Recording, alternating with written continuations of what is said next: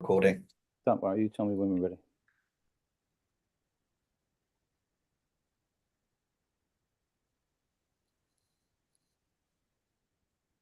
Thank you, Chair. If you'd like to begin the meeting. Okay. Welcome everybody to this online meeting of the Flood Liaison Group on Tuesday the 22nd of April 2025. My name is Councillor David Buckley and I will be chairing this meeting. This meeting is being held via Zoom and streamed live to the public on YouTube. I remind all attendees in the Zoom meeting that participation in the meeting indicates consent to the audio and video being streamed live and acknowledgement that after the meeting it will continue to be available in the public domain. It is important that all participants recognise that meeting remotely requires a different approach than meeting in person. Firstly, it would be useful if all forum members could introduce themselves so the public are aware of who is in this meeting and the role they are undertaking. As I said, my name is Councillor David Buckley and I will be chair of this meeting. Devon, would you like to go next? Yeah, Councillor Devon Davis, be vice chair.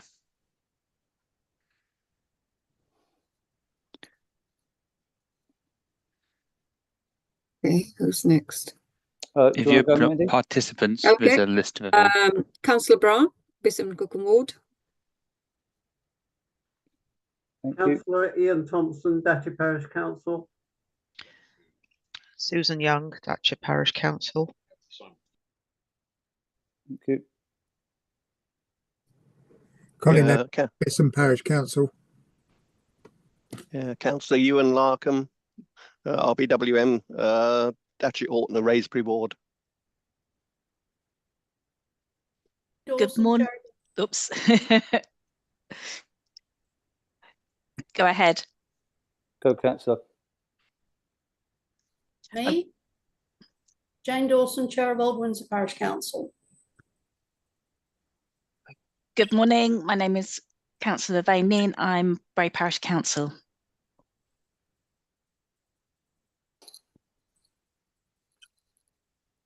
Is that all the members?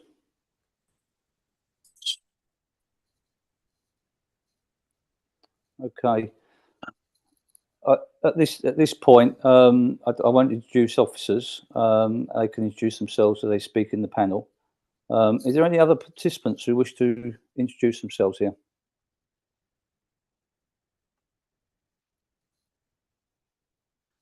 Can't see Anna, Malcolm, David, or Councillor Cole on here, so, or Ricardo from Eton Council. So I think we've covered all of the. So I'll carry on. I request that meeting participants do not speak unless specifically invite you to do so. You can indicate your desire to speak by raising your hand in Zoom. Once I've invited you to speak, before you do so, please state your name and the capacity in which you are speaking if appropriate.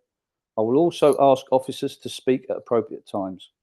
If any individual attempts to disrupt the meeting, I am able to use my powers in the Constitution to adjourn the meeting or have the individual removed from the virtual meeting. I would also like to remind councillors that to improve our time and effectiveness as a forum, I would ask you to please limit the repetition of points or questions which have already been raised by others. Where possible, please put forward all new points or questions which you would like raised during your request to speak. We will now start the agenda of items in the meeting. Do we have any apologies for their absence? No, Chair, so I've received no apologies. However, obviously, as I am attending this on behalf of my colleague Lawrence, he may have received the apologies, but as he's out of office, then they have not made their way to me. So I can double check with him post-meeting, and any formal apologies will still include in the minutes. Yes, if you could post that in the minutes, Mickey, that'd be fantastic. Thank you. Declarations of interest from anybody?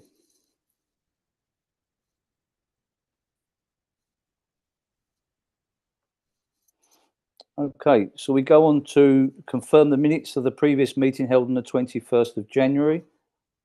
Are we happy to confirm these minutes? I am.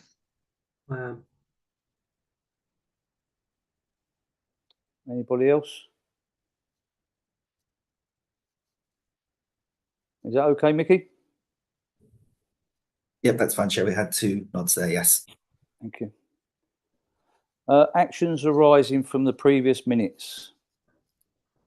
So to confirm these actions,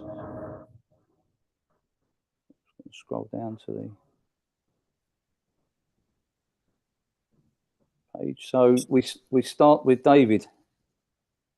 I'll be happy to share a screen of the minutes, please, Mikey. Yes, just bear with me 1 second. I will be able to share that screen of the minutes.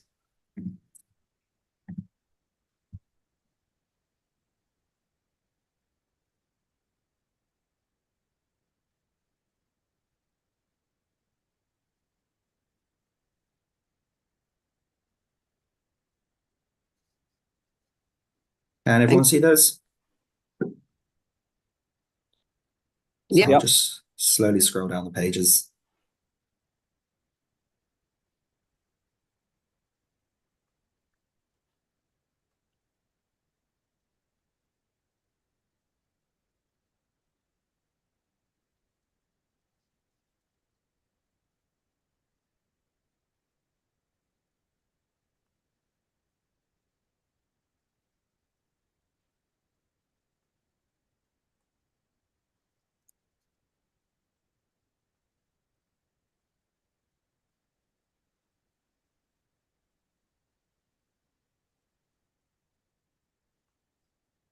Okay.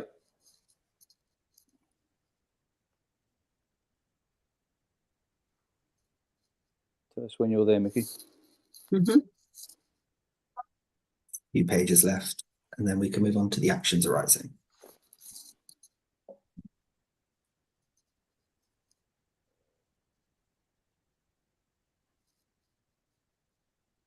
That's it, Chair.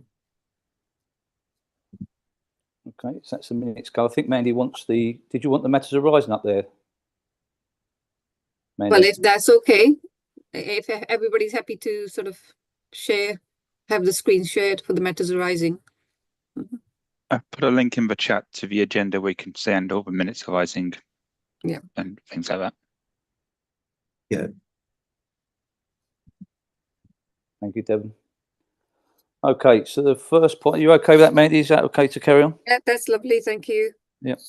Okay, so the first matter arising from the minutes of the previous meeting was from David Harding to provide an update on progress in regard to the manhole cover at Money Road Green, Hollyport. A verbal update to be provided.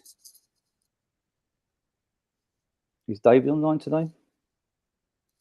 He is there. I know he was just having issues with his audio. I thought his face earlier. Yeah. Can you hear me? Yes, perfect, David. Yeah, no, I've had to join on my phone. I couldn't get audio on the laptop. Money Row Green. It's gone on our risk register along with all the others. It'll just be, it will be investigated in due course. It's just gone on a long list. And yeah, that really is the update for now. Yeah. Okay. Do you see things improving, David, from your end? What for that specifically, or generally? Yeah, just generally getting things done. But this specifically, you told us. Well, I mean, obviously, it's the start of a new 5-year AMP period. Where for quite some time now we've not known what money will be available for flood alleviation or network improvements. Hopefully we should start to see a bit more clarity on that soon, so there'd be some sort of a program for the next 5 years and we could say where Money Row Green would be on it. Okay, do you know when that will be made available? Or I don't, unfortunately, because you've probably seen from the press, we were going to refer Ofwat to the Competition and Markets Authority. Now we're not, and they're still having ongoing talks with Ofwat because there was quite a significant variance between the money that we asked for and the money that Ofwat were going to offer. And so that discussion still goes on until any announcement, then any kind of programs of work are a bit speculative.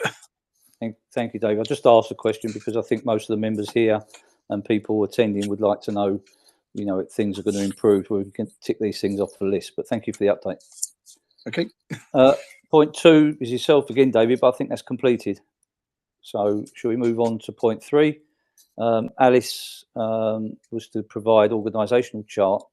I'm reading through this and it appears it's not saying it's complete, but it looks as if it is complete. Is Alice here? I am here, yeah. Good morning. Okay. It is complete. I just haven't sent it out yet. I was holding off in the hopes that the catchment coordinator would have been in post, so I'd have their details, but they're still not. So if it's acceptable with everyone, what I'll do is I'll send it to Mikey in Lawrence's absence so it can be shared with the rest of the group. And then once the catchment coordinator is in post, then I'll send an updated version with their details. Thank you, Alice. Thank you very much. And next point is yourself as well. So yeah. So I believe at the last meeting it was queried how the new national flood risk assessment would be impacting planning applications. So the data itself won't affect planning decisions. What it will do is it's changed the data that's used to inform those decisions. So in locations where older modelling has now been superseded, there'll be a new national model which is used instead, which has better data. So this means that in some locations, the flood zone will have changed. It might have moved from flood zone 2 to flood zone 3, or vice versa, for example, which will obviously change the I don't know how much everyone knows about planning, so apologies if I'm going over things that people are already aware of, but different types of development have different vulnerability classifications, and which flood zones those are appropriate in varies depending on the flood zone. For example, flood zone 3, as it's a higher flood risk, it has less there are less development options that are suitable for that location. So yes, sorry, I've gone on a bit of long-winded tangent there, but in short, it hasn't altered planning decisions. It's just that the data that's used to inform those has improved, and it just might impact what was previously possible on those sites. It might now have changed. Thanks, Alice. Thanks for the update. Thank you very much. Thank you. Next item is Emily. Is Emily online? Apologies, Emily, assuming Emily Merritt is on leave today, so I'm taking her place. I'm Jonah Maddox from the emergency team. Thanks, Jonah. Would you like to take that one away? Sorry, I can't see it in front of me. Is it possible just okay, to so yeah, so this was to look into creating a flooding instant leaflet for RBWM residents, similar to the one used in the West Berkshire Council. Yep, so I can confirm work on that is underway. I think we're just waiting to confirm a couple of the final contacts before we'll send that across. Okay, thank you. And the next item is flood group attendees to provide feedback to Ben on the proposed restructuring and flood liaison group by mid-February. I think they have been received, it's saying here. So we're saying this is complete now, Ben, is this? So we're using the new structure today as sort of a first meeting, and but obviously feedback is still very much appreciated as after these meetings, as obviously things will evolve with the new structure. Excellent, thank you. And then it's we've got an item here from Bishop Parish, which is back to Alice again. This is regarding the chase up. Alice, you okay with that? Yeah, yes, I am. Thank you. So I've chased Richard on multiple occasions about this. Unfortunately, the only response that he can give at the moment is that he's aware that there are further queries. He will be responding to them. However, he hasn't been able to prioritise these as the culvert has gone through the flood risk activity permit process, which means that flood risk obviously has been evaluated, and as we don't have any evidence that construction hasn't been completed in accordance with the permit, it's not a priority. However, if you have any further information about it that you'd like me to feed back to Richard, I'd be happy to share that, but I do apologise that I have been unable to do more on this occasion. Okay, have we got anyone from Bishop online? Yeah, I'm here. Yes. Would you like to come in on that? Yes, very disappointing. So this is now 7 months later and we still get any answers whatsoever. You know, the issue is very plain. If you put concrete pathways either side of a culvert, it reduces the capacity. Richard gave an estimate of what he thought the reduction was, which was 1%. We have done our own calculations and it's more than 11%. Now, considering that culvert has filled completely in past years, that is an issue.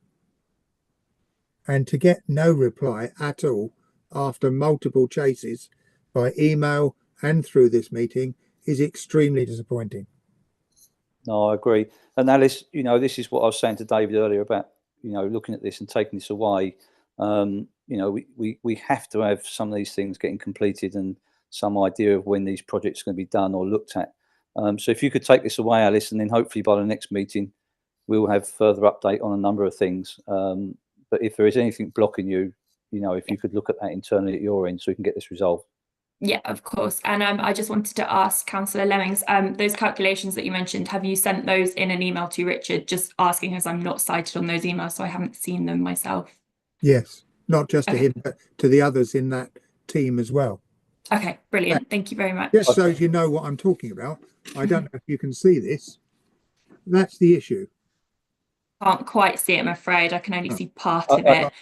I think if we could, after this meeting, drop a line to Alice as well, so she can be brought into it, because she's coming into these meetings to answer it. So I think it's only fair she's brought into the email. So if we could email that information and that chart to Alice, that would be really appreciated.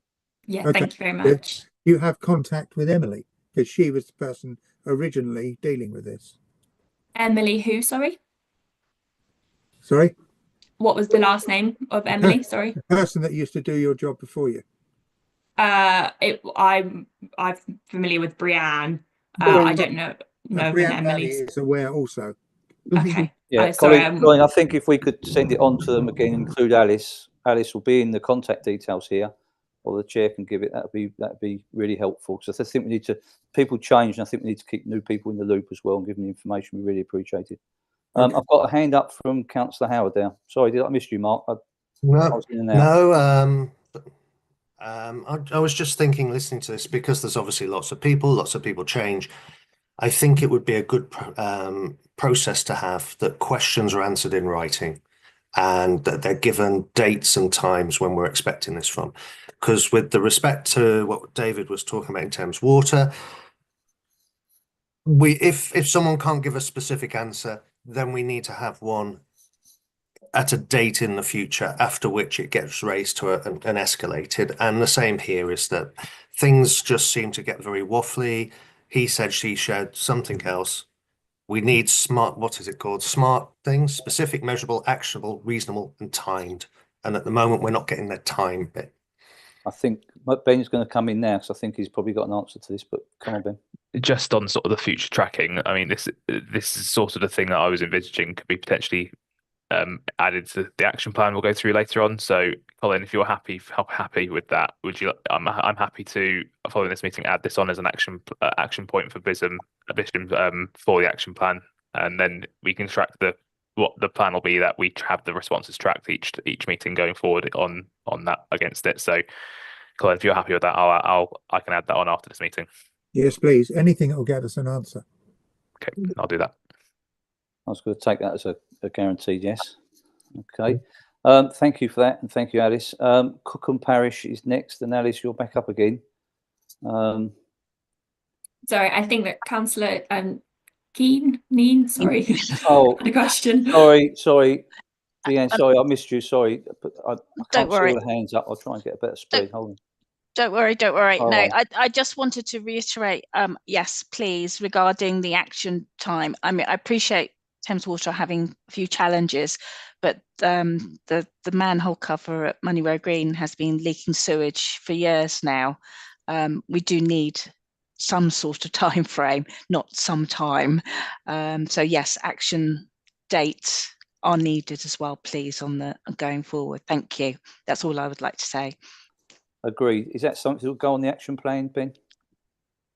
If Lorraine's happy with that, I can certainly do that. for the next meeting? Please, Ben. Yeah. And we'll go through that plan later on today, but I think Yeah. that'll give us a lot more timelines. Yeah, and I can give some more insight in terms of how we can sort of structure it, so we can move some of these things away from maybe the previous minutes, the actions from the previous minutes, and then move things onto the action plan in future. Thank you. I think I've covered all Thank the you. hands now. Thank you. So it's point 8. It's the update from Alice to Councillor Howard. Apologies, I couldn't find my audio button there. Yeah, so these conversations have gone above me now. So I believe that Councillor Howard, you've been included in some of the emails from the area director and to the area director. When I most recently found out about the update, I passed that on to you. I think since then I've been informed that the resident who the email was sent to has come back with further questions. So I believe that this is sort of still beyond my remit now, as it's with the higher up, but obviously I'd be happy to continue to try and find out answers and feed that back to you if that's helpful. Yeah, just to make sure you know what's going on, and I think that's only fair, is that we escalated this through to the MP, Joshua Reynolds. I believe a week or two before Christmas, there was a meeting between him and a senior director at the EA. The issue about the bundle was raised, and strangely enough, the answer that was provided to him in the meeting seemed to contradict with what was written later, and seems to contradict the third party, which is what's been told to the resident as well. So I've been away for a fortnight since that turned up, so I'm going to have a good look at it today, and then we'll kick it back to you. But you're quite right, is that it just seems to be going at a higher level, but bizarrely, not necessarily a completely well-informed better level. It still seems to be coming back with different bits at different times. Thank you very much for the update. I'm sorry that obviously it's still ongoing, but I'm glad that that it is being addressed. And if there is anything that I can do to assist, please do let me know. Will do. Thank you. Okay, then we're back to David, David Harding, for a verbal update. Sorry, which one was this? This is related to the pipeline in Cookham. Yeah, I'll put the email address in the chat for the environmental information request, because I think that's what that related to. They wanted to know the details of. Yeah, I'll run it past you. So it's provide the information on submitting an environmental information request, which, as you said, and then it's provide an update on the capacity of the pipeline at Cookham. Yeah, well, I think what I said was they'd have to request that information as an EIR request. Okay, so both items. Yep. So okay. I'll type the email address in the chat of the meeting, or I'll put it on an email to Ben. Okay, I'll cover the points and then we'll come back to Cookham as an overview. David, you're up again. It's to provide an update on the housing development in Cookham, particularly as this was set on a floodplain. Yeah, there was some correspondence between the planners and my colleague in developer services on this. I was copied in on emails of toing and froing, and they just asked, I think last week actually, if there's anything to add, and I just sort of reiterated what had been said before. I'll just ask, can everyone put their phone? Is that you, David? I presume it's your phone. Maybe David's phone. Yeah, hold on. If you could. Yeah, I'll. Can you hear me now? Yes, yeah. Yes, Dave, we can. Yep. Yeah, so where did you hit? So a colleague in developer services forwarded me an email they'd received, I think from the planning department, just asking for any further comments on the Cookham development. I think we've said all that we can on it. I mean, there were queries regarding what would be done with the surface water and whether it would be connected to the foul or not. And we've just responded to that, saying that, you know, the surface water should be dealt with other than by the sewer. But regarding the fact that the network largely becomes submerged when the river floods, we can't really make any comment on that. Right, okay. Again, I'll ask Cookham to come in at the end to any other points there. I'm happy with. The final point for Cookham is Ben Cramping to provide a written update to Councillor Bra on the renovation works at Lee Lane.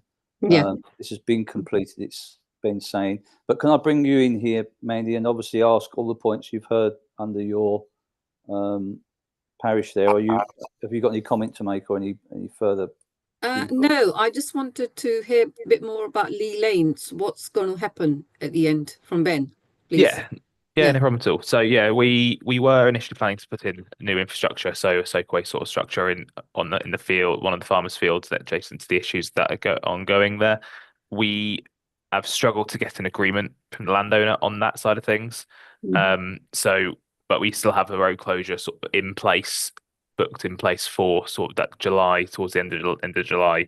So rather than cancelling that and then bouncing other things around the houses until we can come up with a solution, there was a significant amount of cleaning work that would have been part of this work anyway, which we're just going to press ahead and do with this closure, and use that as an opportunity to CCTV the infrastructure and also understand what the condition of all that infrastructure is like before we then make a judgment call on whether anything additional is needed and whether we need to seek alternative routes to implement any infrastructure. So we're on sort of a do the cleaning work, get to a state where we can see how it reacts, and then we can go from there if need be. But there's still room within budgets to implement anything additional if we need to.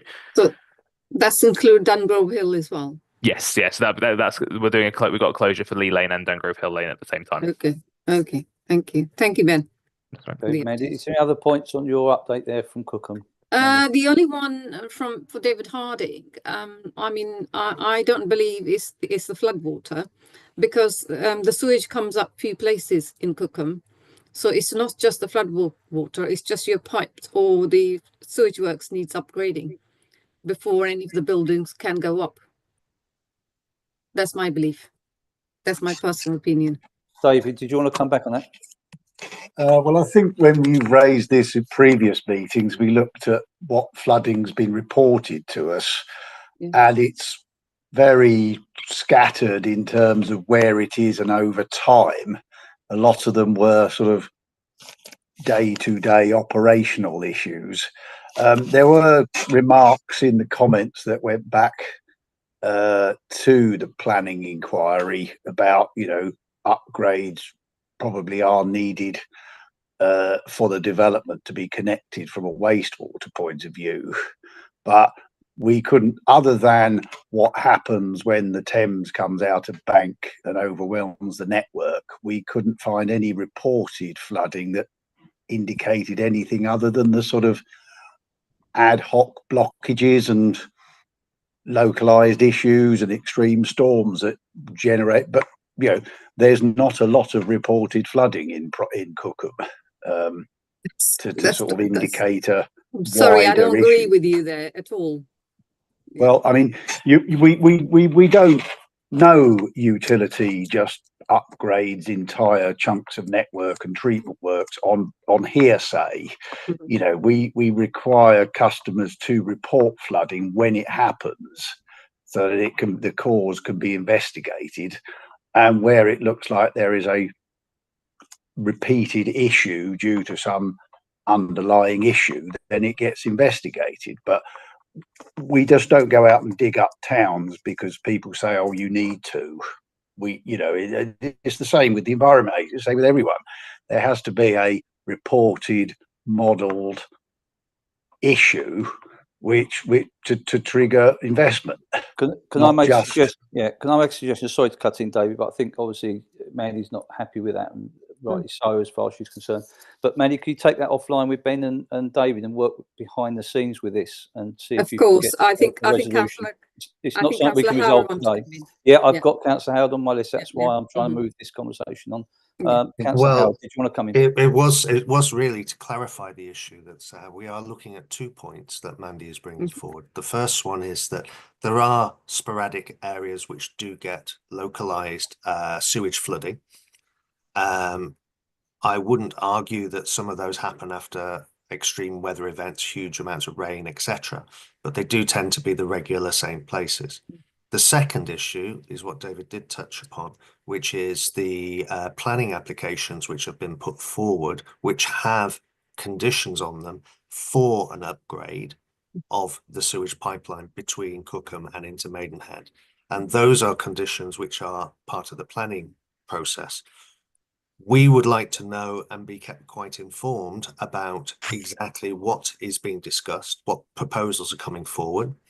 The third point is, for future reference, is trying to avoid planners and builders putting rainwater, surface water, gutter water into the combined sewer to reduce the actual amount of stuff that's going through it.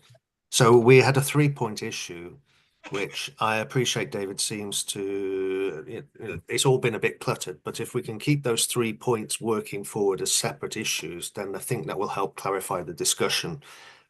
And we're very happy to take these offline and do it individually. But it isn't just one big woolly problem where we're saying, oh, it might be an issue. These are catalogued issues which have come through both the Thames water process, but also the planning process and everything else.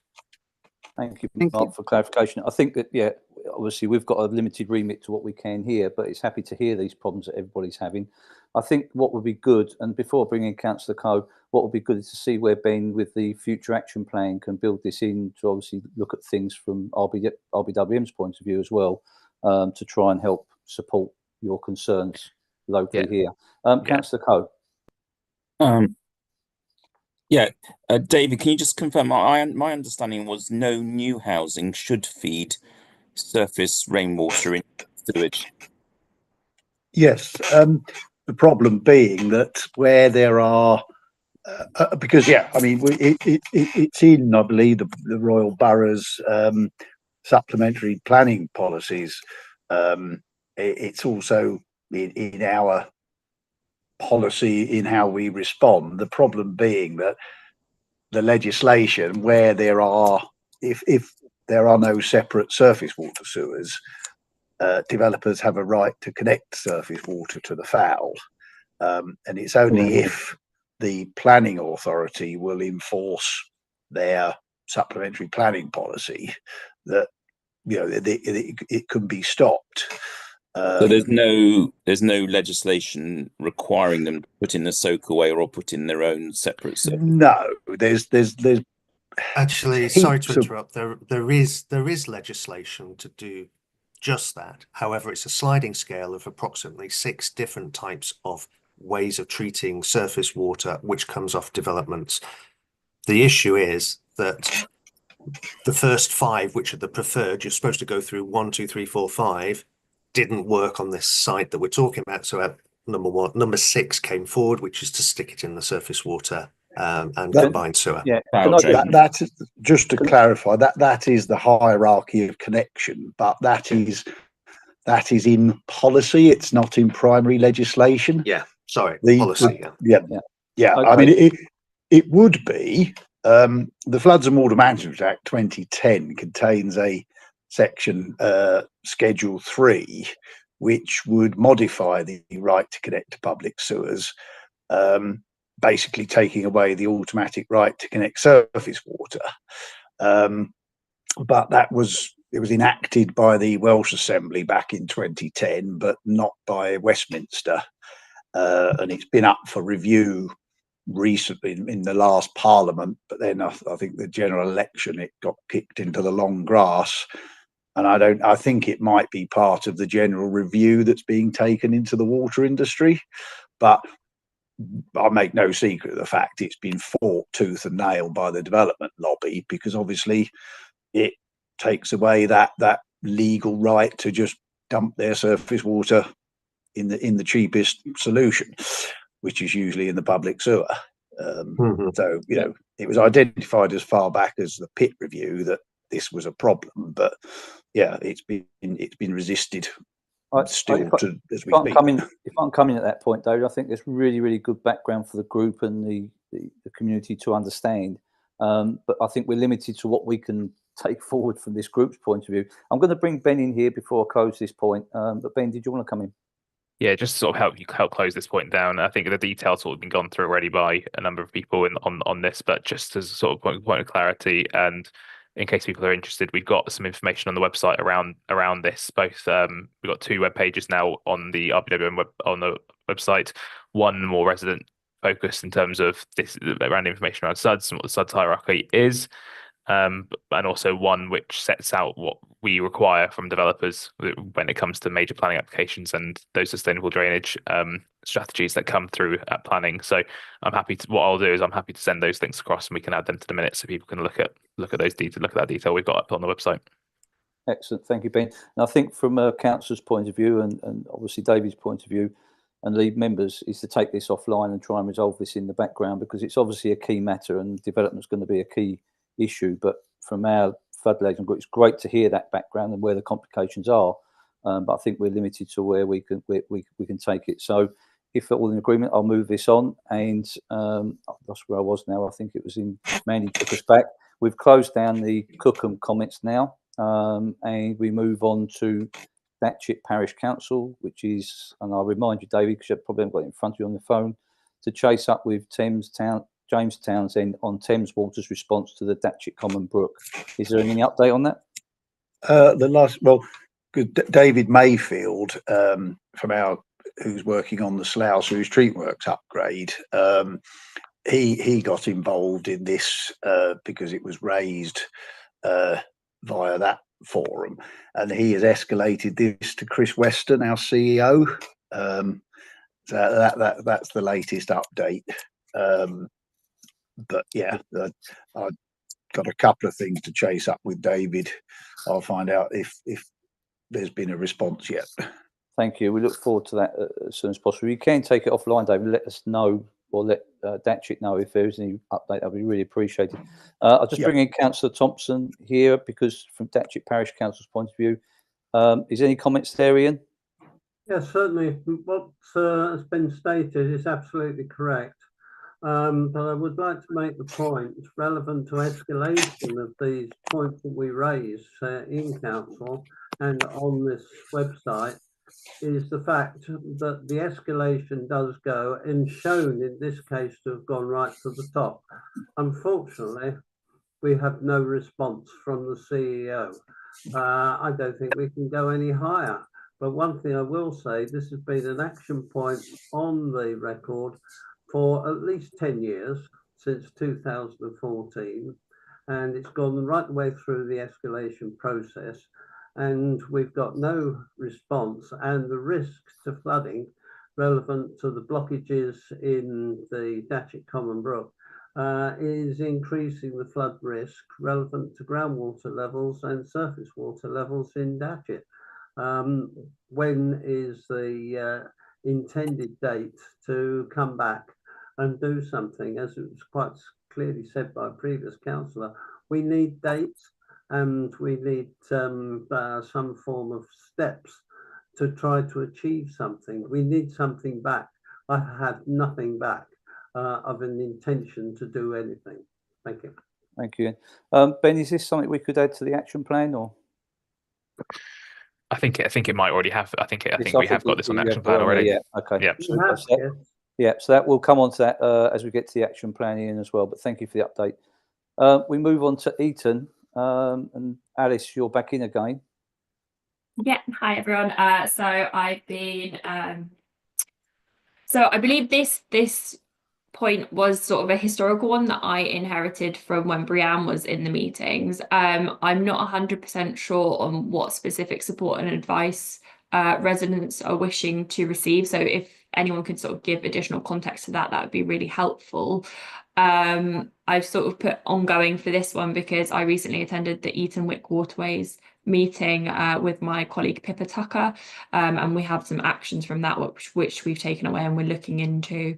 So yes, that's why I've marked this one as ongoing, but if anyone has any sort of specific queries or areas where they're wanting support, if they could let me know, that'd be really helpful. Thank you. Okay, have we got anyone? Councillor Davies has got his hand up. Devon, did you want to come in? Sure. I know that during the meeting, Kerry Atfield was advised to follow up on actions after a generic letter regarding people with little bridges going over the stream. I think there is an issue, a minor issue, with invasive aquatic plants in the waterways that grow faster. And otherwise, if you could somehow advise on how to just stop water from going further forward, I'm not sure that's doable. But general flooding problems. Okay, that's great. Thank you. Yeah, I have been having conversations with Kerry. I'll probably feed that back into the Eton Waterways group meeting rather than this one, if that's okay, or I can share it here if you'd prefer. But yeah, I will look into the invasive aquatic plants aspect because I don't think that's something I've been made aware of yet. So thank you. Thank you. Have we got anyone on here from Eton Parish at all?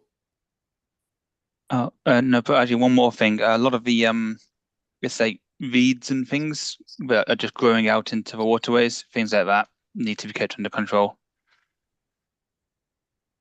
Lovely, thank you. But no one from Eton no. Town Council. No, okay. Now I've just seen a flag pop up from David has lost his signal or has dropped off. Sorry, I'm back in again. You're back. Okay, David. Have you got this one? This is regarding to check with David Mayfield and the Eton Wick Waterways and the joint worded responses to residents' queries. Yeah, the one about Eton Wick Waterways. Yeah. Joint worded to resident queries. We had a stakeholder meeting about the Round Moor and Boveney a couple of weeks ago, and I can't remember what was said about resident queries because a lot were raised at the meeting. I'll have to come back on that one, but. Jumping ahead to 16, we did discuss the weed cut, and I think that's still to be. They've confirmed that they are going to do a second weed cut, although the Waterways group wanted 3, but they're definitely going to do a second cut. But they're waiting on. They're confirming the timing of it. Yeah, I know there's lots of issues there in regards to wildlife as well. Yeah, but it will definitely go ahead. Second cut, thank you. Coming back to 15, Alice, have you got an update on that? I do, yeah. So it's the current update is that the recruitment has been successful. They have found someone, but the onboarding process is still going on. Unfortunately, it's a bit of a lengthy process. So we don't have a confirmed start date yet, but as soon as I have a confirmed start date and a confirmed name, I'll obviously share that with the group and work on getting a site visit organised. Super. We'll roll that forward then. Thank you very much. And we go on to Old Windsor Parish now. And Ben, you've got an item here. Yeah, I think last time it was raised, I think completed. John asked, just wanted to confirm that the details he'd sent over to me, we still had those, so I can confirm we've definitely got them. So I've passed them to colleagues internally to make sure they're aware as well. Super. Okay. So that takes us. I'll just bring in Old Windsor there. I don't want to ignore you, Jane. Sorry, you're there. Are you happy with that response there? Are we completed that item? Can you hear me now? Oh, hi, Malcolm. Just coming back to Jane, actually. Is Jane still there? Yeah, I'm here. Okay, Jane. Are you happy with that response from Ben? I'm always happy with the response from Ben. Okay, thank you. No problem. All right, well, any other comments, we'll take that offline. So matters arising is concluded. We then go on to the action plan from the Flood Liaison Group action plan. I think that's being brought forward by yourself, Ben, isn't it? Yeah, so yeah, what I'll do is I'll just give a bit of an introduction to it, and then we can go on to it. So it'll be very similar sort of process to what we've just done there with the actions. So, Mikey, is it possible to share the report with the action plan? I have given you co-host privileges, so you should share on Perfect. screen as well. Great, that's fine. I'll grab it up then.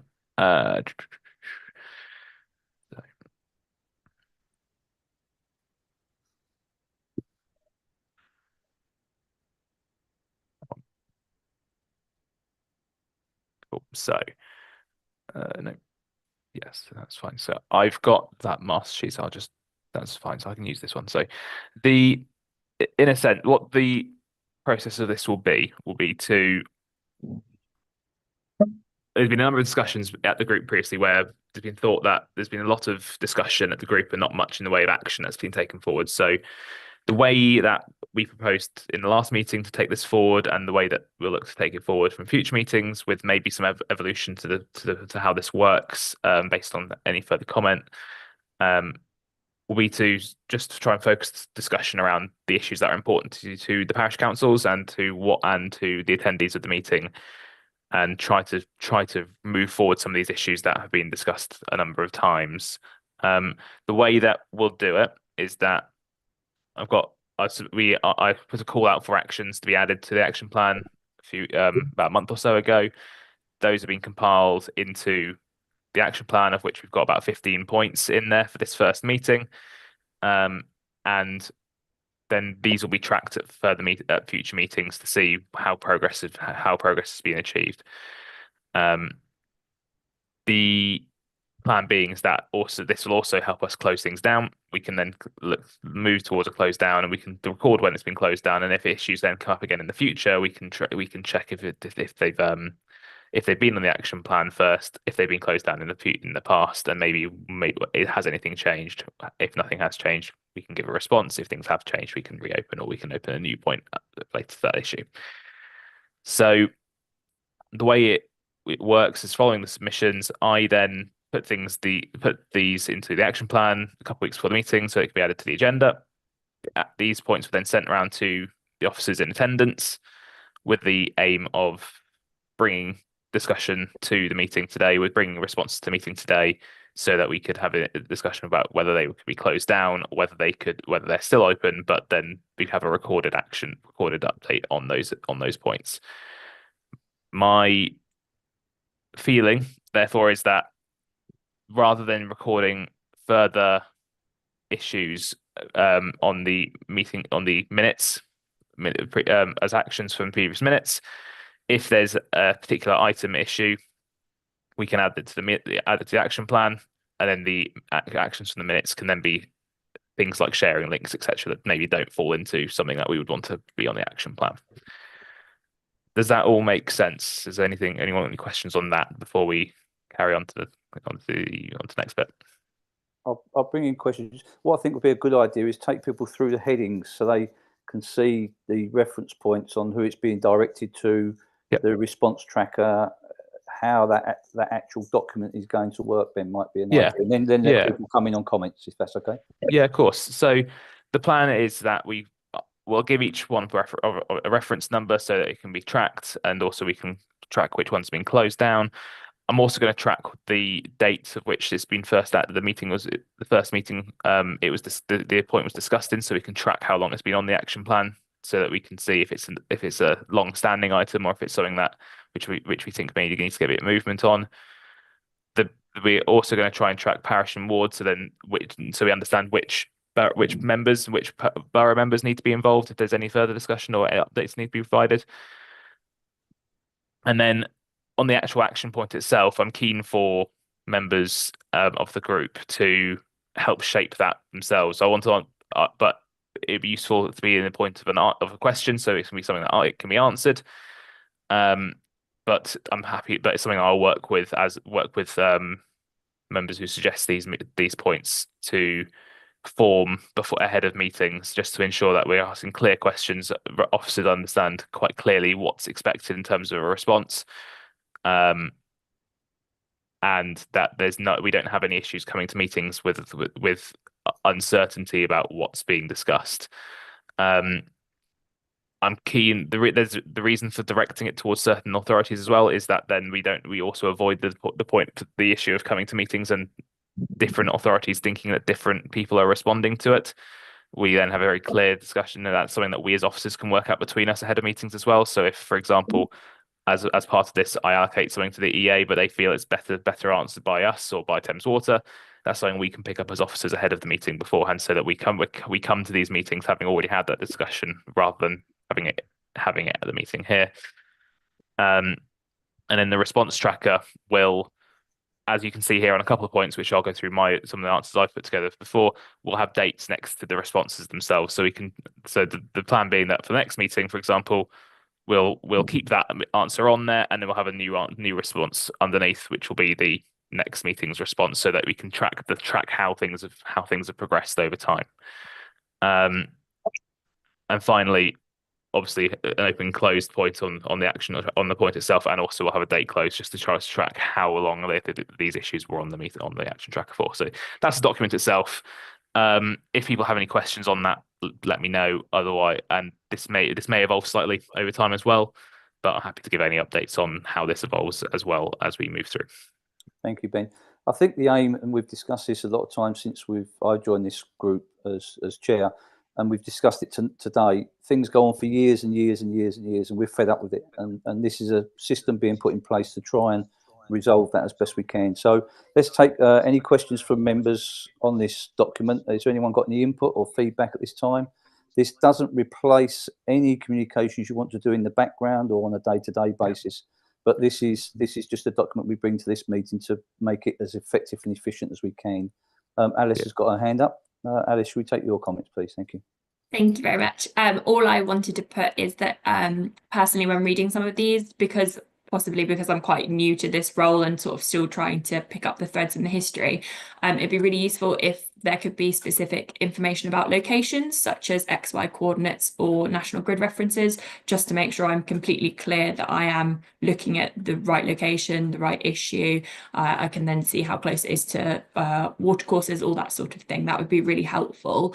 And I think on some of them, maybe if there's a specific question or outlined expectation of what's wanted, because some of it I understand the information that's been given, but I'm not 100% clear if it's an update that's wanted, if you were wanting me to chase things.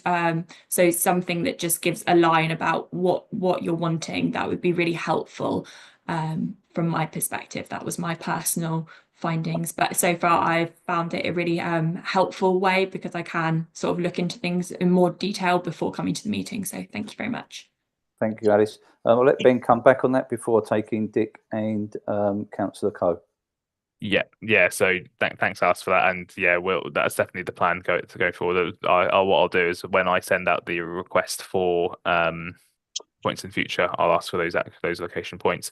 And Chair, just to pick up on a point you raised there about not replacing communication in the background, I'm very keen for that to be the case, and that those discussions in the background are still happening.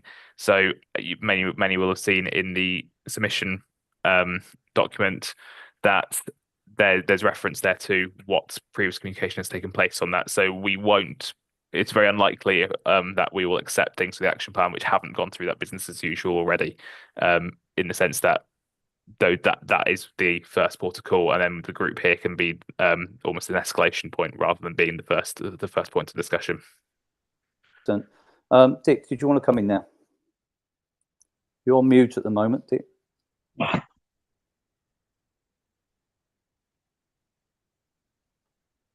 Sorry, I apologise for missing the start of the meeting. I'd got the time down wrong, and you may have covered this, but I don't understand. I thought we were raising these issues so that they would be responded to at this meeting, and it doesn't look as if there's any response to any of them. So Dick, the plan is for this meeting that the responses will be given at the meeting. So the plan, the agenda is published with the points at the same time as I send these to the officers. Okay. Fine. So we go through them all the points now. We're getting a response. Yep. Lovely. Thank you. That's great. Thank you, Dick. Thank you, Councillor Coe. Yeah, just building on David's point, Ben. Really, it'd be quite good to have a column for a sort of expected outcome. What it is the person raising the point is hoping there's going to happen. So it might be, you know, investigation or works undertaken or whatever, but whether that could be a simple drop down list of options or whether it needs to be just open text, I'd leave to you. Yeah. But so that we all know what it is, particularly the person it's being directed to knows what it is we're expecting them to come back to us with. Yeah, almost a category type of response. Yeah, I'm happy to. I can look at that for the next meeting without an issue too. Yeah, I think all those points have been excellent, and will only add to the value of the document. Ben, I've got no one else. No, Richard's an old one. Okay, we've got no other comments from anybody at this moment. Hello, it's Ewan here raising his hand because he can't find Ewan, the you can't button. find the button. Okay, No. well, I've got you now. Go on, Ewan. Thank you. Very quick. So on the list, it says process for adjusting the radial weir on the Raisbury drain based on the water levels within the channel. I urge you to be cautious and to seek advice and confirmation before you actually do anything there. Yeah. Because if you change that weir, it changes the water level. It changes the groundwater level in Horton. It has a huge upstream impact. Thank you very much. Okay, maybe Ben, it might be worth following that point from Councillor Larkham and just following that across and Yeah. see what you've got in your document to do. Yeah, of course. So, So we can go through that one first as being raised by Councillor Larkham, and then we can come back to the top. So if I scroll down to our Raisbury points, so we're talking about point 6. So on here, Councillor Larkham, yeah, very much agree with you on that. So we've been looking into just making sure we understand where the key is. That's not something that was very clearly handed over to me when I joined. However, I completely agree with you. There won't be any changes made to the weir, and without that detailed look at it, it's something we would certainly look to liaise with the likes of the EA with probably likely yourself and the parish council before we do anything either. But it's just a case of almost understanding what is available to us rather than actually just going ahead and doing it. Can I just comment on that point, as it was me who raised it? Yeah, that I think you've summarised it there, Ben. We've got a weir. It's adjustable. No one seems to know how to adjust it, when it should be adjusted, how it's adjusted. No process for it. I don't know anywhere that should be set at one thing for summer, winter, during floods, during periods of drought. So we end up with a drain that's either completely dry and stagnates or has far too much water in it, especially when the site at Ardmore is blocked and that water can't go anywhere. So that water just ends up all around the village, adding to the flood water we've already got from the Colne and the Thames. So it's not about willy-nilly adjusting the weir. It's about who having a way of adjusting it and who should own that process and who should look after it. And at the moment, we don't seem to even have the control mechanism available to us to adjust it. So that's exactly what we were asking for, to say, can we find that key, and can we actually get a process in place so we can control the water flow in and out of the drain a little bit better? Yeah, I understand, Andy. So thanks for that. I think, as Councillor Larkham said, we're very keen to make sure that we don't make any changes which will then have an impact elsewhere. So any change before anything would be done, we'd have to go through that detailed look of actually what could be the impact beforehand, as it's been set for at the point it has for a reason. I'm very happy to look and make sure we know where the key is for a start, just because that's one good practice. But we need to do that detailed investigation before we did make any changes. So happy to keep you in the loop as and when we do things, but I think it's going to be a wider discussion point, which we maybe keep on here for another couple of meetings just to discuss how we go through that. But at this point, we won't be certainly making any changes without any detailed look at it.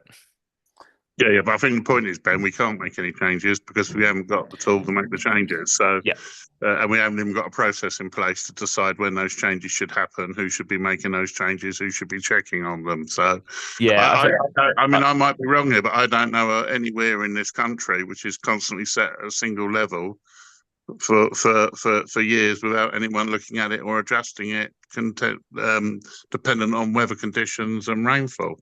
So you can get and weirs not set so at bad. certain levels, Andy. Just to clarify, you can get weirs set at certain levels. It just depends on what the risk is in those areas. We know how sensitive an area Raisbury is in terms of the groundwater flood risk and other areas around it, such as Horton, as Councillor Larkham's mentioned there. So we do have to be very careful with it. I completely agree with you about having having a process in place and understanding the mechanism to do so. I would be keen to keep that responsibility within the council to make sure that we are controlling our own asset in a sense. But just being very clear, we won't be making any changes without a detailed look at what the impact are. That's fine, Ben, and that's what we would want. We would want it to be controlled, and we want to understand what the process is, and we want the responsibility to sit with you guys. We're not asking for the key. Sure. That's a parish council. Andy, if I could come in just on that point, and Ben, just to try and clarify, obviously that's one item on that list. I just really wanted to follow the flow there. So you've got there an item that's added. It's been given a number. I'm not cutting across this, Andy. This is staying on this document. It's going to be an ongoing issue, so it's not going to go away. I just want to understand the process here about getting things done. So we've been given it an allocation number. It's been given a date. Its allocation to its area, Raisbury, the ward it's in. The request is to investigate and establish the process for adjusting the radical weir. The responsibilities with RBWM. There are no response tracker updates yet, and the item is still open. So just when we're following the flow of this chart for items, I want this to sort of be self-explanatory and very easy for people to read and see where they are on it. So this is early days. This is the first time we're seeing this document. But again, feeding this stuff into the background to officers and to Ben is really going to be appreciated. So, Ben, did you want to discuss anything more going through this document? What's the plan today? No more to discuss on the document itself, but the plan today is now to go through the actions individually. So if I go back to the top, we go back to number 1, and we can go through them one by one as we did with the previous actions and ask for updates where possible from various authorities. So, Chair, I don't know if you want to do that, introduce them more. I'm happy to. You're far away. Cool. So we've got point 1 on the action plan, which is points 1 to 3 raised by Bray Parish Council. So the first one is for the Environment Agency. So Alice, hoping you've got some updates on this, but it's around the issues outside Blackbird Cottage on Forest Green Lane, and in particular a cesspit directly flowing water into a ditch which flows directly into the Bourne. So Alice, you got anything to update on this one? Yeah. So from the information provided, I sort of interpreted this as more of a pollution incident rather than a flooding issue, which obviously is outside of my personal remit within the team that I sit in. So I contacted my colleagues in our land and water department who deal with pollution incidents. They've confirmed that based on the information provided, a cesspit cannot have a surface water discharge. It must be a sealed unit and be emptied on a regular basis by the owner or occupier of that cesspit. We do not consent such discharges, as the effluent wouldn't have achieved appropriate treatment to allow it to be discharged to a surface water body. Following on from that, the team looked into on the National Incident Reporting System, also known as NIRS. They looked back to the 1st of January 2024, but they could not find any reported incidents relating to this site. Now, I don't know if that's because we don't have the full site address, so perhaps the information that I passed on to them wasn't completely accurate, or if it's just that there isn't a record on there. They'd be happy to have another look if we could get some more specific information about the site, like I said, XY coordinates, national grid reference, just to make sure we are looking. I have found the correct cottage and it is the correct location. They also don't believe that there have been any recent site visits, but they don't usually do site visits as the first course of action. Usually they write a letter to the owner or occupier, which provides advice and guidance and gives the owner or occupier an option to discuss the issues in more detail. They haven't been able to find any records of emails about this site or this issue. So yeah, it'd be really helpful for us to know when and how this issue was reported specifically, so we can make sure we're looking within the correct date range and we're looking on the correct systems. So that's the update I have. I apologise that I don't have a more specific one, but yeah, that's all I could find out in the time. Great. Thanks, Alice. Lorraine, just to bring you into discussion here. Yeah, of course. I can give you the postcode for it. I've just Googled it. So Brilliant. I was going to suggest, Lorraine, can you provide that detail to Alice offline for the meeting? Yeah. Alice, if you could send that response to me, we'll add to the action tracker. Yeah. If it comes back as being that it's not been reported previously through the normal business as usual routes, Lorraine, are you happy that we close this on the action plan to go through the usual business as usual routes, and then if those don't work out, we can bring this back to the action plan? Dependent on what I find, I think leave it open till the next meeting, and as long as I've got a satisfactory answer and the residents are happy, yes, that's fine. We can take it offline, but I don't want it to just drop off. Yeah. That sounds good to me. Yeah, we'll do that. Thank you. Great. Brilliant. Thanks, Elaine. Thank you. Okay, because I'll come back on that. These sorts of things is highlighting how the document's working, being as so Environment Agency, would it be, I don't know whether you can list us or pull down all the different parts of the Environment Agency there, but would that just go into the response tracker then for it to update everybody? How would that then work now? Yeah, so Alice will send me what she's basically just read out there from the Land and Water team. I'll add that into the response tracker as with the date of today's meeting date, and then we'll leave the action open, and then at the next meeting, so at the next meeting in I think it's the start of July, we will then get a new update from Alice on this action point, which will then either track that it's within business as usual routes, which can then either potentially close this down, or if there's any issues outstanding, which means that the issue is still requiring to stay on there, we'll have a new response from the Land and Water team, whether it be they're investigating or whether it be that they still haven't looked into it yet. So we can then track those individual responses at different meetings within the response tracker. Excellent. And coming back to Alice, would you expect some sort of investigation now from this report, and because it says here the cesspit is directly flowing into the ditch, so it is happening? Would you expect an investigation or something from your end? What do you expect from your end? So I think the first point of call would be that we'd need it to be officially logged. So that would be best if it could be either rung into the National Incident Reporting System, which is that. And who would you expect to do that, Alice? Preferably the residents, but obviously as it's been raised at this meeting, I would be happy to. I don't necessarily mean the residents of the property, but from what the councillor said, I assume that there was local residents in that area who'd reported it. So them, if possible, but if not, I could email into our inquiries email and get them to raise it. So internally sort of log it. Obviously it's on the Land and Water team's radar now because I've been in discussion with them about it. So I can also speak to them about what they can do more to deal with the issue.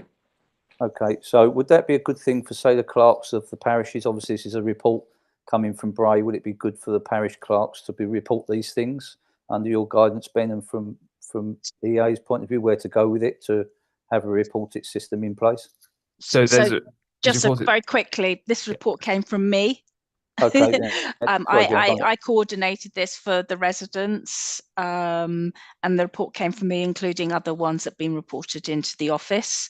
So this is, and there were a few more others that were included that we agreed to take offline. So I don't necessarily think the clerks do that, to be very honest. I was going to jump in there as well. So for the first protocol that should be happening is if there's an issue that's being raised by a resident to members of the group.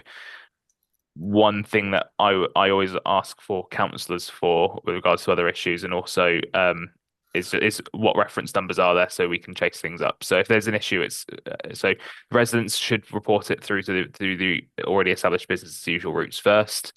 If that doesn't work out for one reason or another, they can raise it to. They obviously will and are welcome to raise it to their elected individuals, whether that be parish or borough, and then those individuals can, if they choose to, bring it to this meeting as well to discuss further. But it should go through those business as usual routes first. So as Alistair said there, national incident reporting should be the first port of call from residents or the parish council if they so choose. But likewise, I'd encourage you all to, before accepting any issues, ask whether residents have put it through the normal business as usual routes first. And the reference number, yeah? Yeah. Okay, thank you. Sorry, Ben, carry on. No, that's fine, no problem at all. So I think we've closed that one down. So we'll move on to, well, I say close down. We're moving past it for this meeting. I'll keep it open for the next meeting just to confirm. So moving on to point number 2. So this one also raised by Bray Parish Council, raised about Money Road cottages. So Lorraine, thank you for raising this point.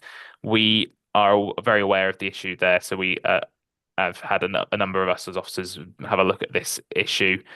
We're working at it in 2 stages effectively at this point. So we have already got some works planned to do some maintenance of the downstream pipe work anyway, of that in that area. So we're planning to do that first before we look to request any reinstatement by the landowner in that location.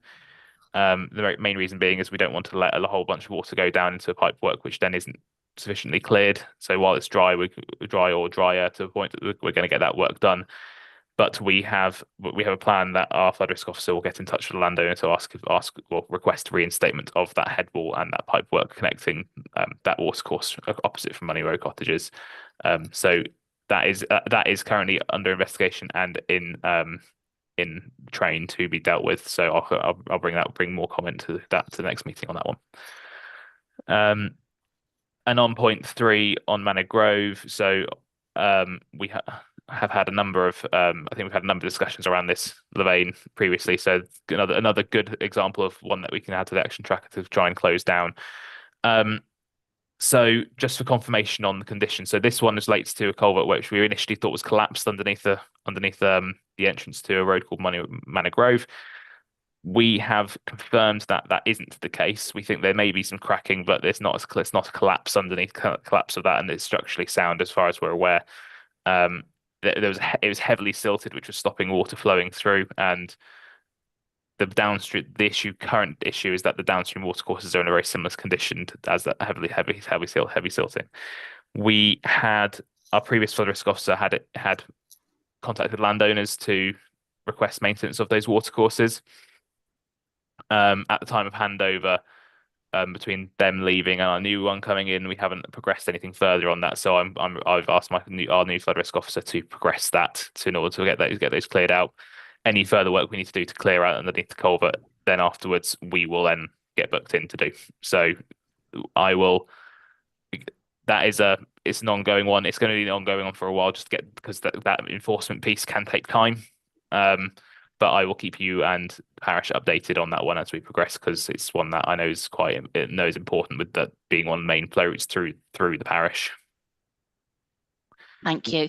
Just to help people explain how it comes from the Windsor Road, it's quite a long way down to this area, and it affects obviously quite a lot of people in that area. So that would be great. I'm sure residents will be very happy with that. Thank you, Ben. Thanks.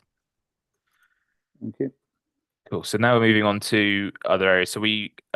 So points 4 to 6 are from Raisbury Parish Council. So just moving things around on my screen so I can see more clearly. So we've discussed point 6 already, but on point 4, this is the point around reinstating of the Raisbury drain, the flow to the Raisbury drain. So Andy and other interested parties, I know we discussed this a number of times. So we are obviously progressing with work down at Hythe End to get a flow reinstated to that downstream section of the Raisbury drain. We've had a bit of success in terms of we have established that the diversion option that we discussed previously is now possible through the information we found. However, the work to actually complete it will need to go through a number of permissions to get that completed. So I have relayed that to to the landowner last week. I have a meeting with them, a call with them tomorrow to discuss it in more detail. However, for clarity, the works we're talking about will require 3 different types of permission. One is an ordinary watercourse consent with ourselves, which will be very straightforward in the sense that that means that we can track what is being put in place. But then the other 2 will be a little bit more detailed, or I say detailed, will need to come from elsewhere. So planning permission, I think we discussed last time, we said may be required. I've had confirmation planning permission will be required for this work. And I'll be discussing that in more detail, what the requirements of that will be tomorrow. And also elements of environment agency flood risk activity permits will be required also. So the work will obviously not happen until those have been put in place, or those have been completed. However, I'm happy to provide updates at these meetings just to keep you guys tracked of where we are in the process.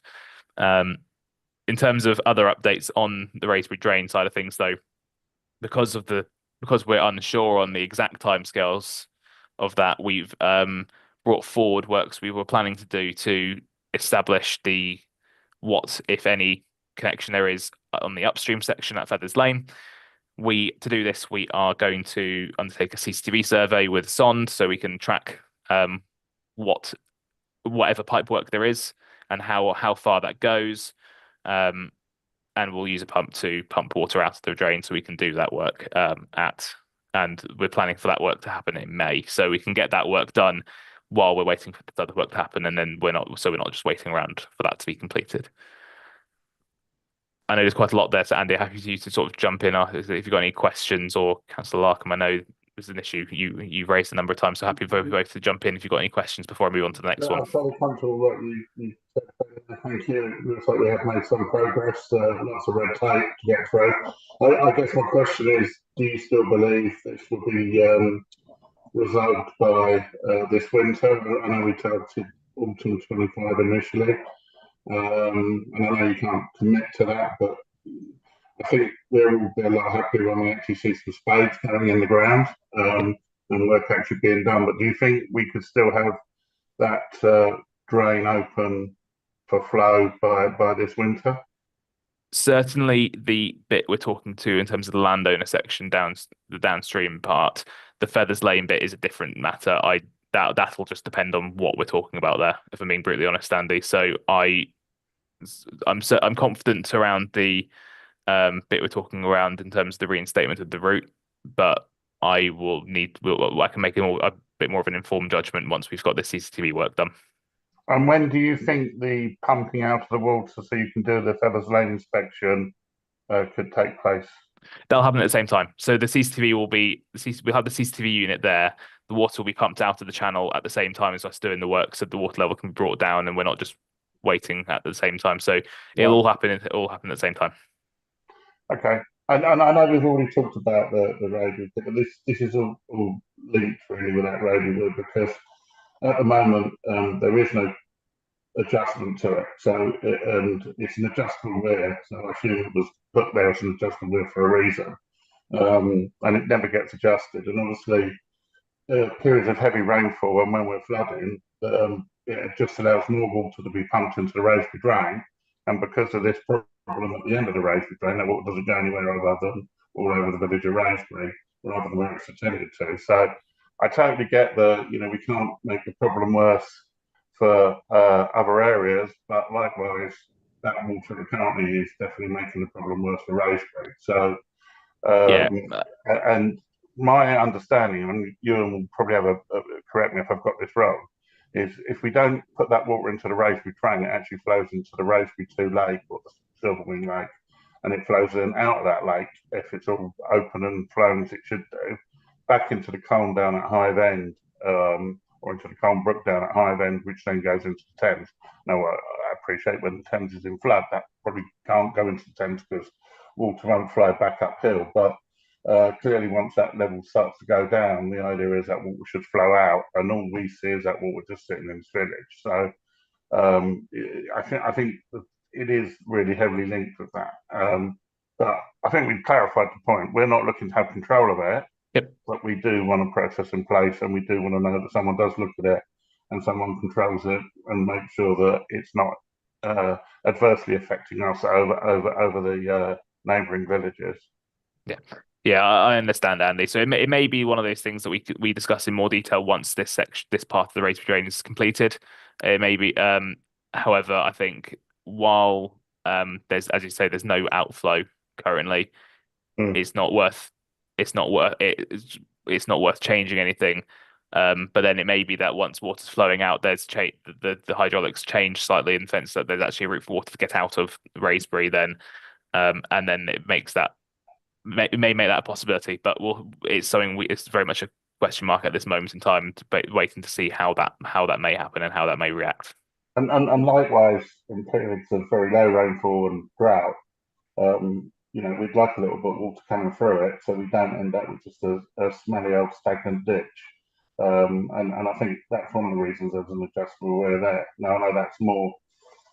Well, it's not just aesthetic, is it? Because, but it would help to keep that the raised drain naturally clear if it had a constant flow through it. So it's not, I think it's about taking water when we should be having water and stopping water going in it when we shouldn't. But yeah, I think, guys, can I come in, Ben? Just look at the time. I'm conscious of the time. We've obviously, we've got quite a bit to get through here. I think if we could take some of these items offline, if we can. For this first process, it's always going to be more difficult going through this document for the first time. Yeah. So I'm conscious there's still quite a bit to go through. And if Andy, if you're okay with that, if you could take it offline with Ben, it's not going to go away. It's staying on the document. It's here.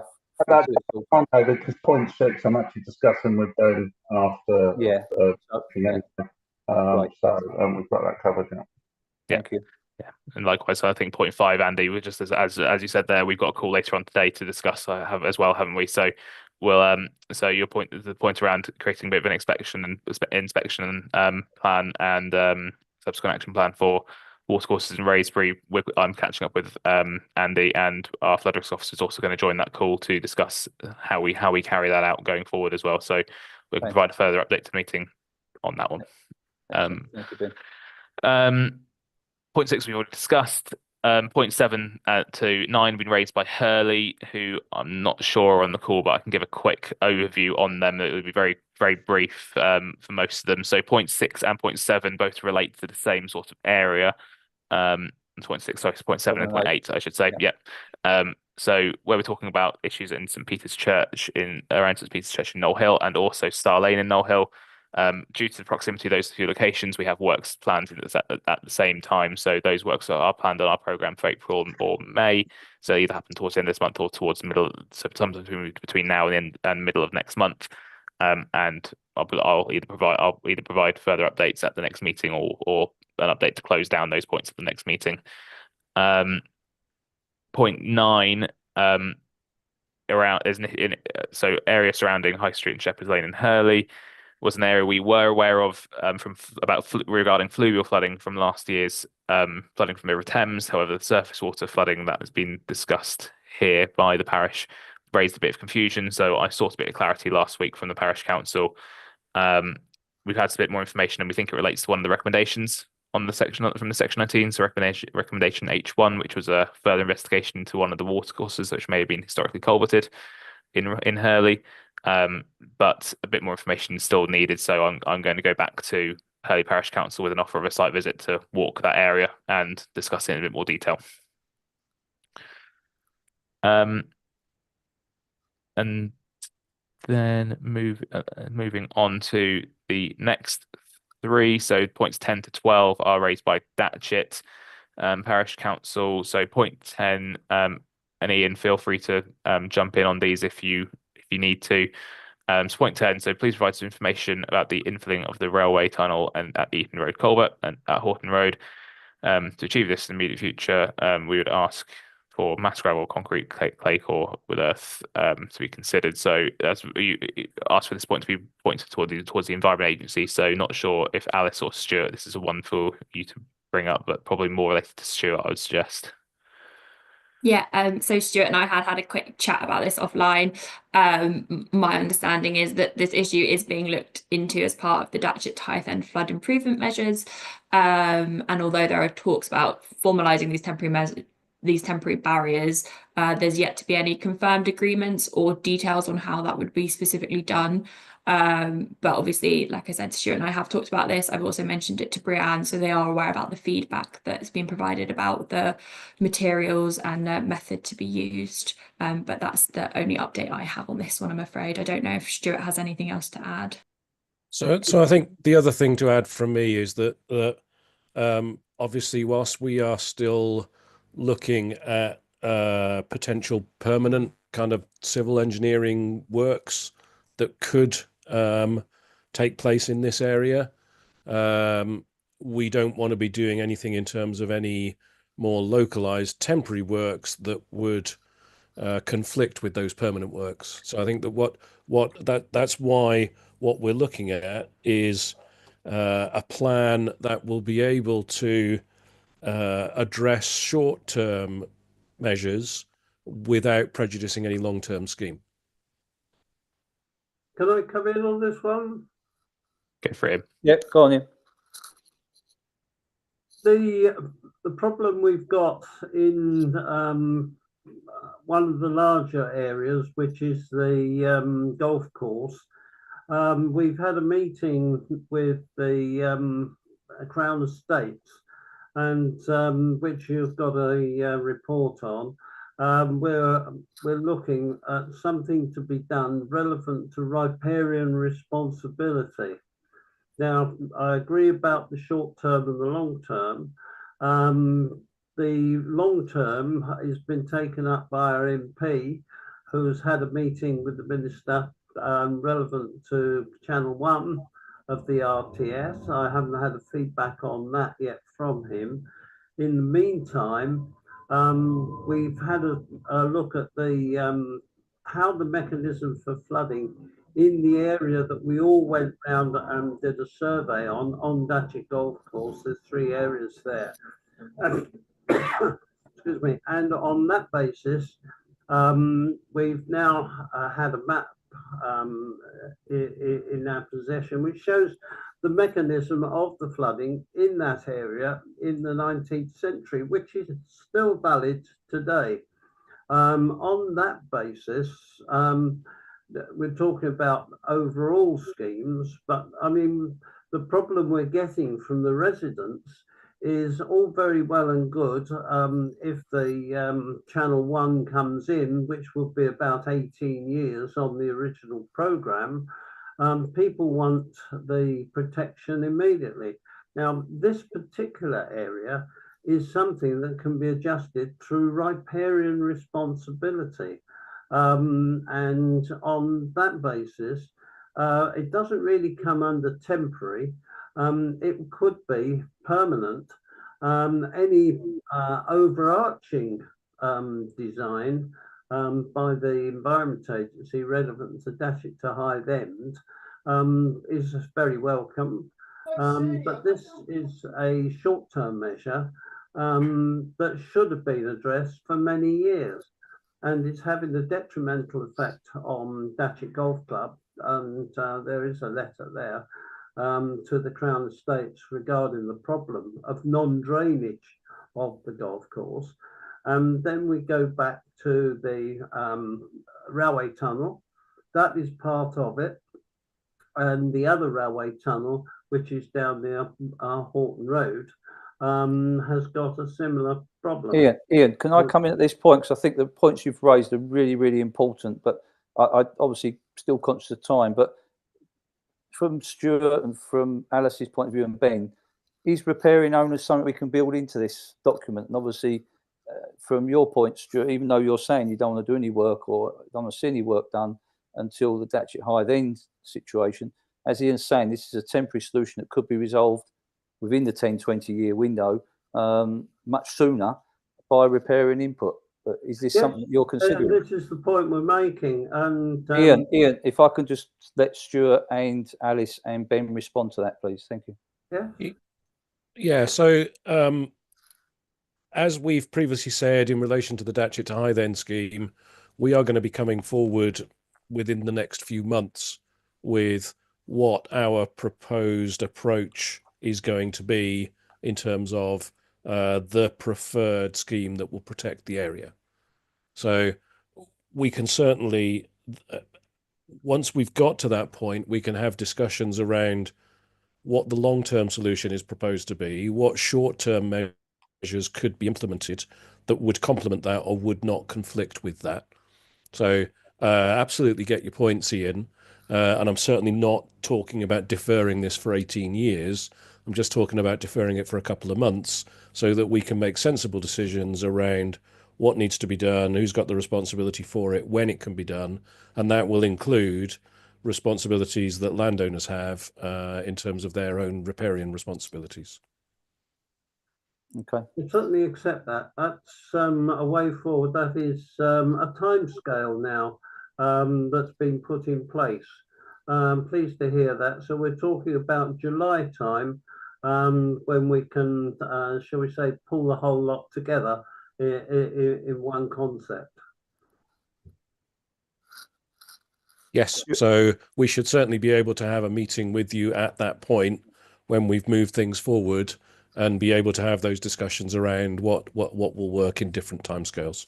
Just to close this conversation down, when is the next meeting scheduled, Stuart, for the public, or whenever you're going to launch this? So we'd previously suggested that we would be going out to be presenting our proposals in the summer. We haven't yet tied that down to any specific months, but late July was our current working date. The reason I ask, our next meeting is on the 1st July, so but this will stay on the list anyway. Yes. Ongoing, and we'll continue in through regular updates. Yeah, we've also got the Datchet to Hythe End Community Liaison Group that will be meeting probably sometime in June. So that will be the opportunity to be providing an update at that point as well. I want to go back to Ben and Ben's document now, because we've still got quite a bit to get through. And we've obviously got time. We've got a number of other items on the agenda. So Ben, do you want to carry on with the next item? Yep, no problem at all. So the next point, I think we discussed it a little bit in some detail already due to it being on the previous actions list. So around the Datchet Common Brook. Ian, is there anything else you want to discuss on that one? Or are we happy with what's been discussed previously and we'll just keep it on this for future meetings? Yes, keep it on the list. That's good. We've now got some timescales to work with. That's a positive move. Great. Thanks, Ian. And then final one, back towards the Environment Agency, is maintenance of the Crown Land floodplain system. So I think you mentioned part of that in what we were just discussing previously, Ian, but is there anything further you want to raise on that one for Stuart? Yes, we got the drawing that we requested at the meeting at the Crown Estate. And on that basis, I've done a report which you will have relevant to understanding the mechanisms of flooding on that area, which I don't think anybody knew about until it's now come to light. So that we can add in with Stuart's intentions relevant to the meetings in June or July. Great. Cool. Stuart, is there anything else Stuart asked? Is there anything else you wanted to raise on this one? Or are you happy with that plan? That's all good from my point of view. Thank you.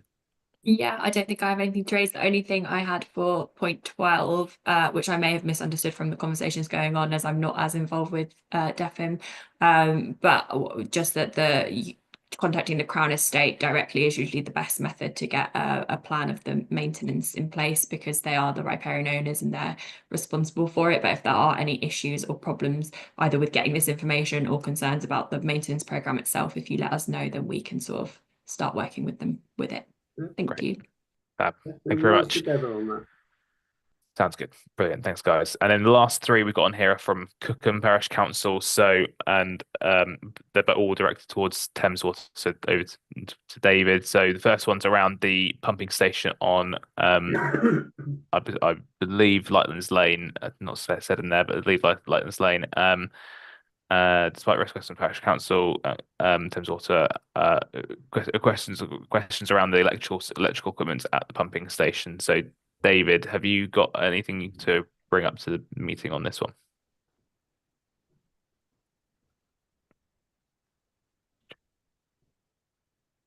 David, Can't hear you if you're. He's still on the call. I can't hear you, David, if you're on the call. Hi. Oh, hi. Can you hear me now?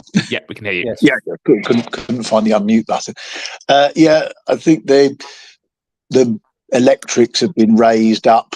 They are actually doing further work on the panels, the control panels, as we speak. But yeah, the electricity power supply has been raised. Great. Thanks for that, David.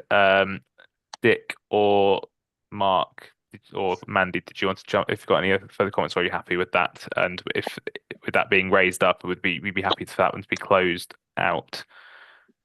You're on mute, Dick. Can't hear you, I'm afraid.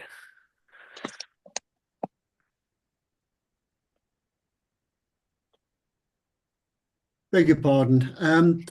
When you say the power supply, do you mean your own power supply, the Thames Water equipment, so that all your equipment is now above flood level? Yes. Yes. Fine. And will the pumps be kept running in a future flood? Will the pumps be kept running continuously? Or well, they would operate according to their automatic control. So if the wet well was permanently full of river water, they would keep running. Right. Okay. Because looking at the wet well levels and the run times on the pumps which your people provided to me, it looked as if there was possibly a pump turned off as well as pumps affected by flood water in the last flood. I think this has been covered in previous meetings, but yeah, there was a period of about 2 days where they had to shut down the power supply for health and safety reasons. But they shouldn't have to do that now that it's all been raised up above the flood level. Right, so we can expect to see them running continuously. Fine. Okay, that's good. Thank you very much. Great. Okay. Thanks, Vicky. And are you happy for this one to be closed down following this meeting? That being the case. If the electrics are now going to be dry, I'm quite happy to close it down. Yes. Great. We've Thanks got a lot. guarantee on that. Great. Fine. Thanks, Vic. David, another, and then next topic for you as well. So one more planning related. So response was sent from David Wilson from Thames Water around Cookham's draft neighbourhood plan. Have you got any comments for this one, David, at all? You've gone on mute if you're talking, David. Yeah, it's quite a long, wordy response that my colleague gave. So I've added it, I've pasted it into the actions table that you. So I'll send that through to you when I've got all the other answers. Okay, cool. That's fine. I'll what we'll do then in the case is we'll add it to the minutes of the meeting, and then Dick, if you can confirm whether you're happy with that to close it off. If you're not happy, if you don't want to close it off after that, then we can then just let me know and we can add it on with the seek what further information is required. Is that all right? Yes, I would like to keep it open. Yep. We'll keep it open until you've seen the response, obviously. Yes. Particularly the final point about the effect on planning applications that have been approved by panel but haven't actually been formally granted yet.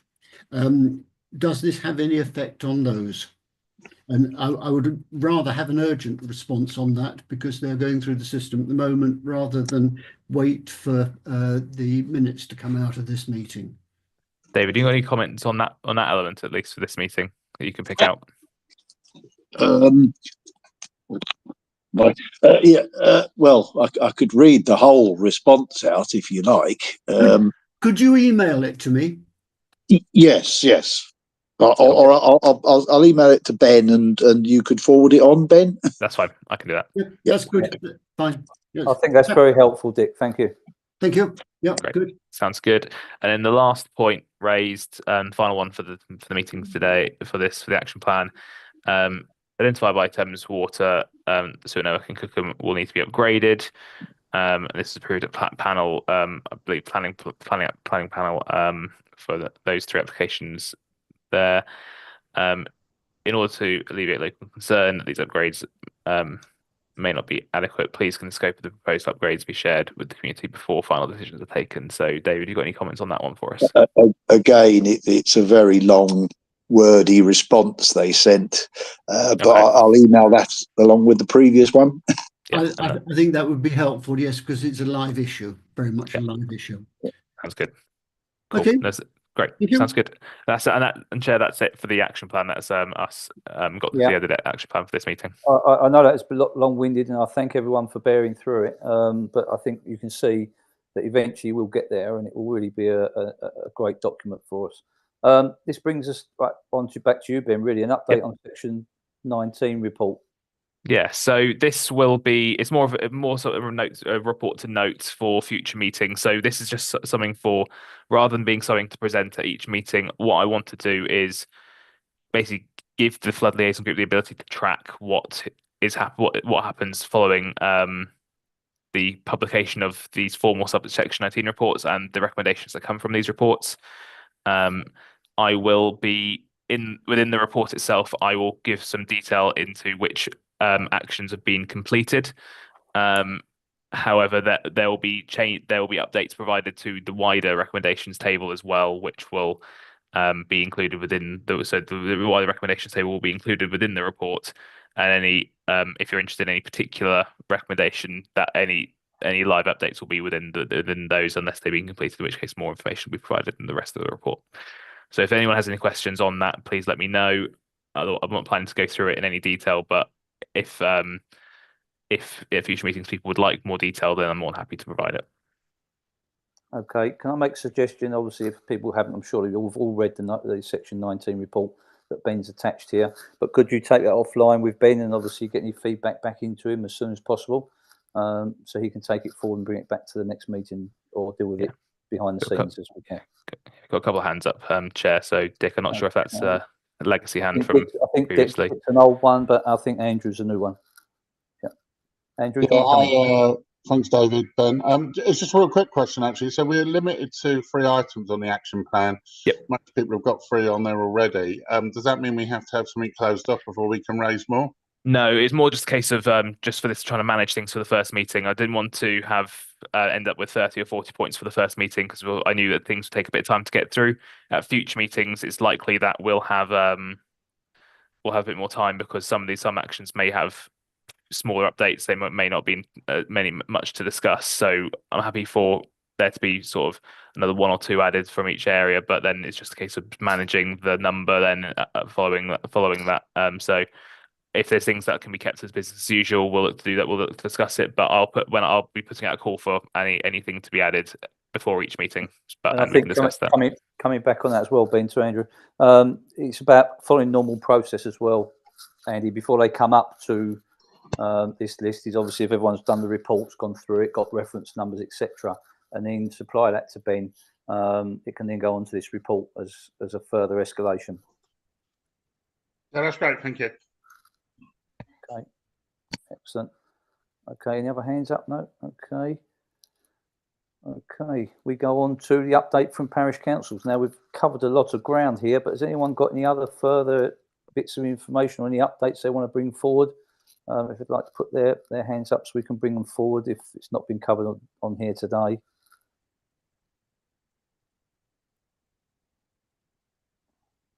Okay, I'll also add that you can still add to this document in the background after this meeting and ongoing, as Ben said, and this is sort of a very fluid live document that will continue through to the next meeting. I hope eventually we will start seeing some closures, some actions from a lot of these historic items. Obviously, there are some big stuff on there, for instance, you know, the Datchet Tithing, etc., and moving different sewage systems across the borough, but we will get there in the end, and we want this group to become more effective. So I've got no updates or hands up. That shows we've covered lots of ground today. So it's really just to cover the dates of the future meetings. The next one will all be at 11 a.m, all on virtual Zoom and obviously YouTube for other attendees. 1st of July is our next one, and then the 21st of October, and then the 10th of February 2026, and then another one in 23rd of April 2026. You know, I'd just like to thank everyone. I think that really brings our meeting to an end, and thank everyone for the time. It's been a long and an important one, this one. So thank you, and thank you, Ben, for putting the document together, and for all officers and attendees. I'll be really, really excited about how we're moving forward now. So thank you, and I look forward to seeing everyone in the future. Take care. Thank you. Thank you. Thank you very much. you. Bye bye. Thank you. Bye now. Mickey, did you want to